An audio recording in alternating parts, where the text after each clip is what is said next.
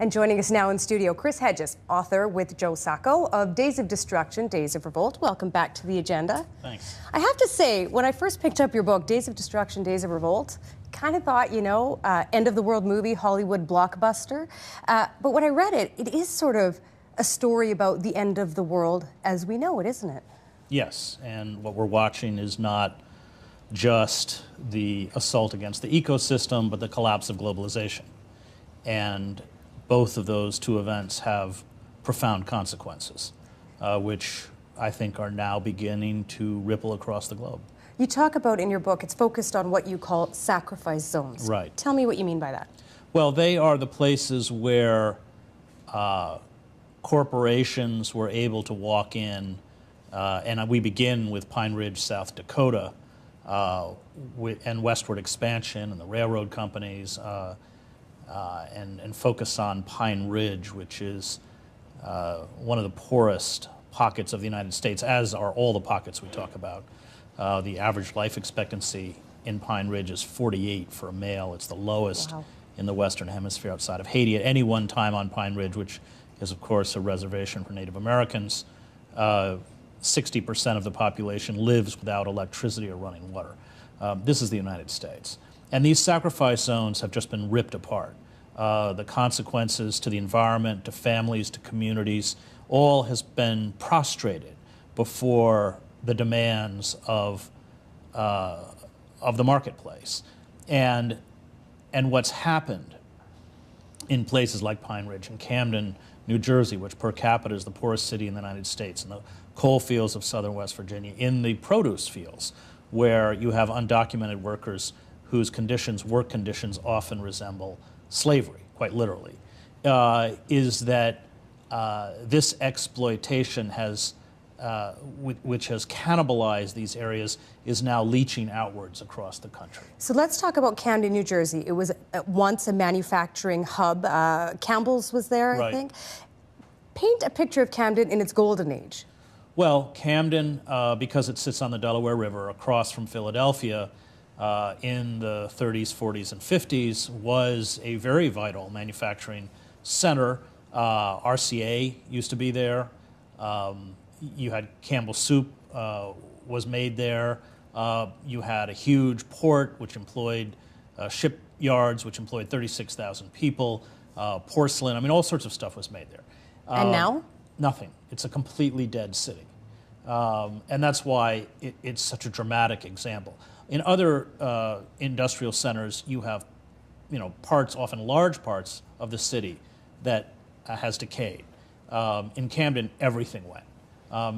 It is a city that produces nothing other than crime, drugs, and poverty. Roughly 100 open-air drug markets.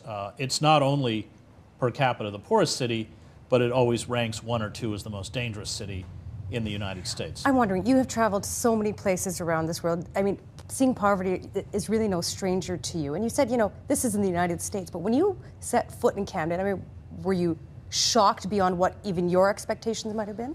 Well, I've been in the poorest cities in the United States, Detroit, East New York, but I was unprepared for the extent of the decay in Camden, where you have whole city blocks abandoned, trees growing out of roofs, the public library abandoned. It was post-apocalyptic. There's no place quite like it in the United States because there's nothing there. There's not even a supermarket. You have a supermarket on the edge of Camden, but in the center of Camden, because the crime is so bad. How many folks are there? Camden probably now has a population of about 70,000, roughly. And they got no supermarket, one on the edge of town. Well, it's all processed food. I mean, we saw the same thing in places like southern West Virginia or even Pine Ridge. It's all fat and sugar. So you have, Crown Fried Chicken and donut shops. That's replicated. I mean, in these sacrifice zones, they're food deserts because of the way agribusiness is set up and the cost of importing fruits and vegetables from California or Florida, especially with rising fuel prices, prices out the poor. And so they don't get it. It's not sold to them. So you have Camden in the golden age, Camden of today. Are you suggesting that we restart Camden's manufacturing base to get it back to a place where it's prosperous? I think it's too late for that. Manufacturing has, well, first it went over the border to Mexico, and now we see large-scale factory closures as people pack up and leave for the cut-rate embrace of China's totalitarian capitalism or Bangladesh. And with the rise of sort of a global neo-feudalism, workers everywhere are told that they have to be competitive with sweatshop labor that makes 22 cents an hour or prison labor in China. I mean, that's really the message that's being delivered. And one of the sort of heartbreaking aspects of going into a place like Camden is that quite literally the guts of the city are being shipped out. I mean, one of the few functioning businesses in Camden, aside from drugs, are the scrap yards. As soon as a house is empty, even if it's just being repainted, thieves will break in and take all the piping, anything that's metal, including the screen doors, take them down, and then you have ships from China, Turkey, Pakistan hauling this stuff off and smelting it down. There's a kind of self-devouring quality to these places in their kind of twilight existence. It's a grim picture, obviously. What are the people there, though, sacrificing? It's not what they're sacrificing, it's that they have been sacrificed. The people in these sacrifice zones have been destroyed.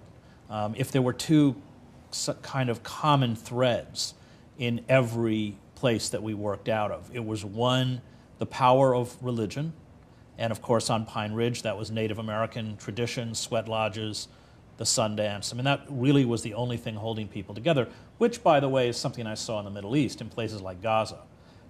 If you're trapped in the open-air prison that is Gaza, and you have no employment, and you're sleeping 10 to a room, and you can't get married because you don't have a job, the one thing that gives structure to your life is praying 5 times a day and going to the mosque.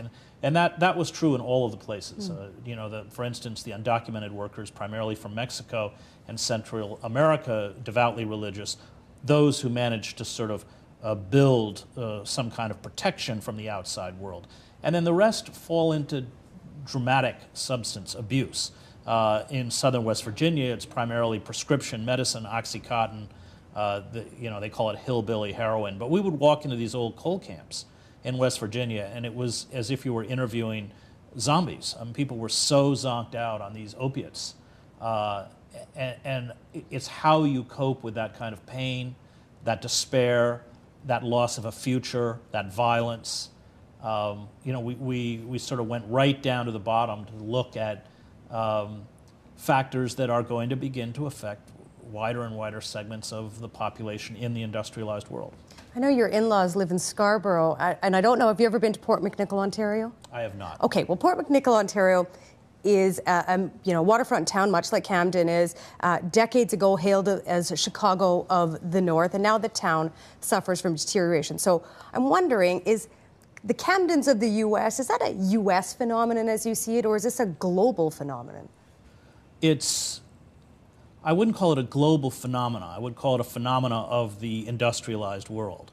As the industrialized nations have essentially allowed, and the United States is probably the most advanced, has allowed their manufacturing to be gutted and shipped overseas. I mean, we had cases where factories in the United States and places like Ohio were literally crated, packed and crated and shipped abroad.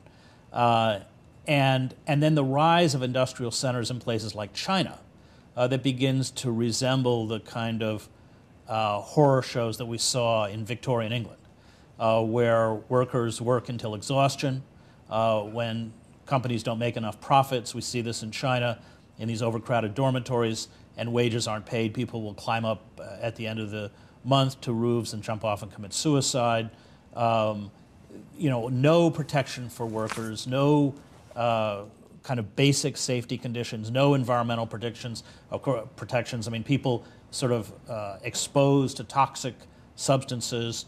That's what's being recreated. And so when we talk about neo-feudalism, that's really what we're saying. It's a world where all of the advances that were made by labor unions within the industrialized world are eradicated because the manufacturing class is completely stripped of all of their rights in places like Vietnam or China or elsewhere. Okay, so jobs go overseas. How do you bring jobs back to a place like Camden?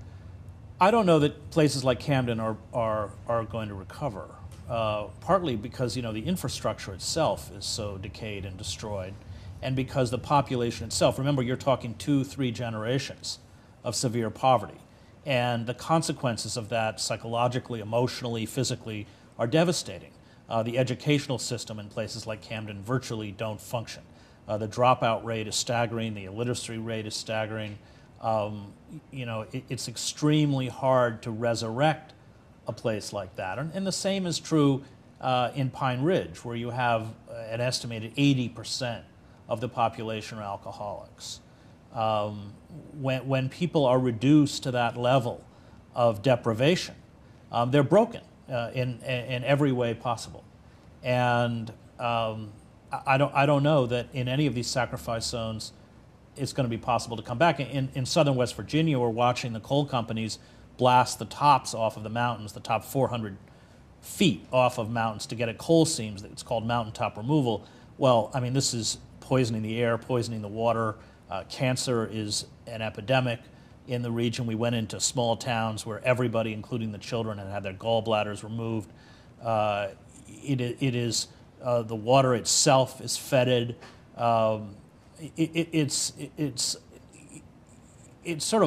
It's hard to get your head around. We flew over the Appalachian and the willful destruction of the Appalachian Mountains, which are one of the oldest mountain ranges in the world, and of course the lungs of the eastern seaboard.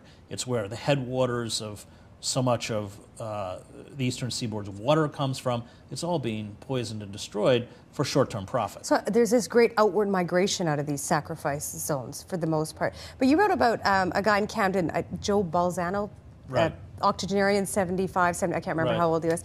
But he's one of the white residents who actually chose to stay. Why does he stay? Well, he runs the port, so that the port, while it doesn't build ships anymore, is still functional. And he was useful in the sense that he could reconstruct the old Camden. He grew up in Camden as a boy, and he took us around Camden. So we're driving down these deserted streets, and he's talking about where this ice cream parlor was, or that movie theater was, or where his aunt lived. And it was a sense, I mean, we could look at old photographs, but it gave us a sense of what was there and what had been lost. And he became, and Joe drew him out in comic panels, but it became a way to visually give the reader a sense of what was there and what's there now. You've done that in war zones. You've gone around and seen people have taken you around and said, this is, this was with this, and now look at it, it's a bombed out building right. and stuff.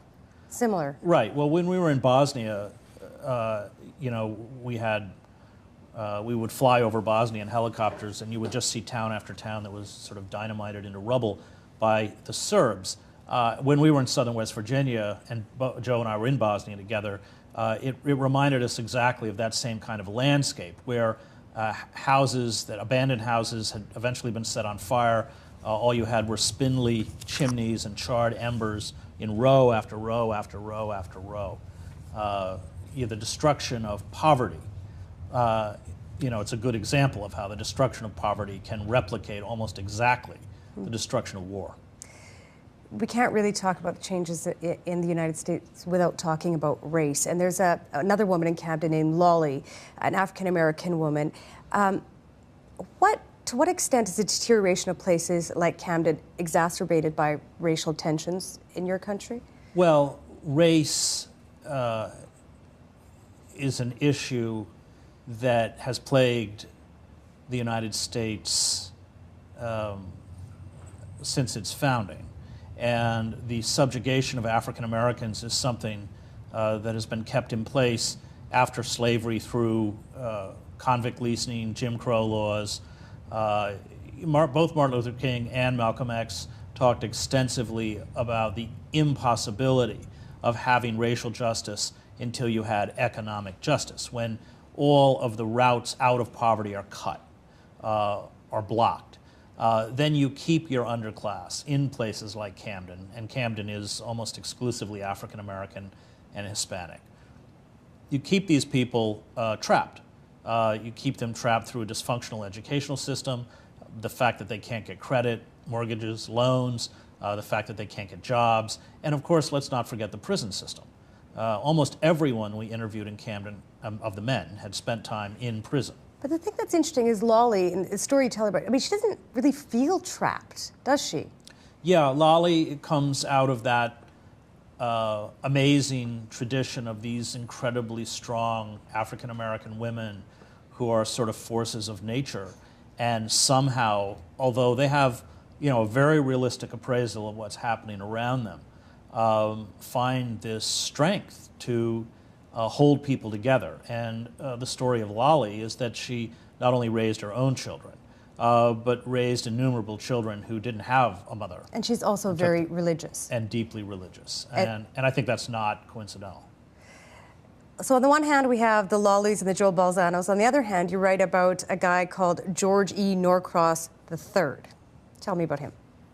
Well, George E. Norcross III is one of the most powerful political figures in the state of New Jersey, worth hundreds of millions of dollars, and he is the undisputed overlord of Camden, although he's white and although he does not live in Camden. You can't get elected to office, you can't get a job unless you go through Norcross. He is the boss of sort of southern New Jersey, and we know that he uses very brutal tactics to maintain control because he was taped. Nothing ever came of it. Some of those tapes, wiretaps, which were ostensibly going to be used in a case against him, were leaked to the press, and it's not language I can recite on mainstream television, but it's in the book. And you get a window. It's a window into how these people operate. Well, I want you to tell me more about it because it's a Palmyra, New Jersey councilman records some of Norcross's control methods. Right. Well, he goes on because he's pressured by Norcross, so the Attorney General's office sets up a sting operation. They record it, and then Norcross, because of his political clout, I expect, is never prosecuted. Most of the tapes have never been released to the public. A small, I think about 90 minutes or something, have been released. But it's enough to get a sense of how figures like Norcross work. And there are Ollie L. Sloan, a former councilman who ends up going to prison. He believes he was set up by Norcross, calls him the pimp of poverty. There are these figures for whom poverty can be a very good business. And Norcross is just, I think, one of many examples where those who are completely disempowered are preyed upon. Are we seeing this by George E. Norcross just in New Jersey, or are there others like him, on a national scale? No, I think Norcross is just emblematic of corporate power and where it lies, and how there is no impediment to corporate power, that these people are allowed to exploit and profit in ways that are not only against the common good, but I think are also questionable legally. You make the connection in your book, it's one of the themes between the correlation between physical deterioration of a city and the subsequent moral breakdown. And I want to push you a bit on this because there are prosperous cities like Toronto, for example, that, albeit in very rare occasions, like if I think of the G20, that we have seen instances of police brutality. So how does corruption in a place like Camden differ from what I think most people would agree that the leaders and their institutions might have a degree of, or accuse them of having a degree of corruption? Well, just statistically, I guess in the last 2 decades, I think you've had 3 Camden mayors go to prison. The mayor that we interviewed when we were doing the book, her first job when she took office was cleaning up after the FBI had ransacked it and hauling off her predecessor. When societies like this break down, then you inevitably create a small parasitic elite that essentially plunders what's left. That's been true in Camden, but it was also true in Pine Ridge, certainly true in southern West Virginia. The coal companies own every politician, from the local city council member right up to the U.S. senator. You cannot defy, Massey Energy, Massey Coal, and survive politically. So when you go into these places where people are disempowered and they don't have either institutional mechanisms or social organizations to fight back, then, on a certain level, they become enslaved. These corporations are able to carry out policies that literally make life almost unendurable, unbearable, and there's no one to stop them. And I think that's one of the fundamental messages of the book, that if we don't stand up to unfettered, unregulated capitalism, corporate capitalism, which, as Karl Marx correctly pointed out, is a revolutionary force, then the fate of those within these sacrifice zones will be the fate of many of us. Okay, but I bet if I called up the mayor of Camden today or any previous mayors in the last decade, they're going to say, you know what, there has been an effort to improve things. And I think it's something called the Municipal Rehabilitation and Economic Recovery Act of 2002. Is what they say. That's really good. It's promoted as a way to create jobs, to improve quality of life, to reduce crime. So they're going to say to me, well, Hedges might be telling you one thing, but we're doing things to fix this problem. Well, that was a worked? state initiative which didn't create jobs. It went to pet projects of George Norcross, including Cooper Hospital, which is a huge medical complex in Camden that's almost a kind of city within a city. It went to refurbish a waterfront aquarium that's used by tourists outside the city. As Ollie L. Sloan said, $30 million for the fish of Camden, while we have, tainted and contaminated water coming out of our pipes. So there was money, but it's a perfect example of how that money was siphoned off and enriched the elites and the projects of the elites, rather than affecting the average citizen. And even interestingly enough, even figures like Norcross have admitted that it had very little effect within the neighborhood. Are tourists really going to Camden? Well, they'll go to the aquarium is down on the river, so it's within the city limits of Camden, but that whole area around the aquarium has been leveled so that there's you don't actually get in close proximity to any actual residents in Camden. Okay, I want to juxtapose what we're seeing in a place like Camden with another manufacturing city, Pittsburgh. So take a look at these numbers. These are the peak unemployment rates for both Camden and Pittsburgh once manufacturing collapsed late 70s, early 80s. So in Camden, New Jersey, in 1980, peak unemployment 17.9%, 2012, 19.5%. Pittsburgh, 1983 at the peak, 17.1, 2012, 7.7%. You agree with those numbers as I laid them out for you there? Well, you have to remember that a lot of people in places like Camden, I can't speak for Pittsburgh because I haven't reported out of there, are no longer counted in the census. They're completely, because it's third or fourth generation poverty, they're not even on the official rolls anymore. The unemployment figures in Camden are ones of some dispute as to what the actual unemployment is. And remember that in the United States, there are all sorts of mechanisms to erase people from the unemployment rolls, so that if you stop looking for work after a certain period of time, you no longer are counted as unemployed if you are working at a poorly paid part-time job. And most workers at places like Walmart in the United States work about 28 hours a week. Although their wages put them below the poverty line, they're counted as employed. So the actual figures of unemployment, both within places like Camden and nationally, are far greater, as some newspapers like the LA Times have pointed out, than is officially put out. Okay, but the point is that Pittsburgh seems to have turned the tide at any rate. So why can't more Rust Belt cities do what Pittsburgh has done? Well, in Pittsburgh, and my understanding of Pittsburgh is that its primary employees are universities and medical centers. The manufacturing base, especially the steel mills, have been gutted and destroyed. I believe there's also been a population decline in Pittsburgh. And I've been to Pittsburgh. I was there for the G20. I don't think we can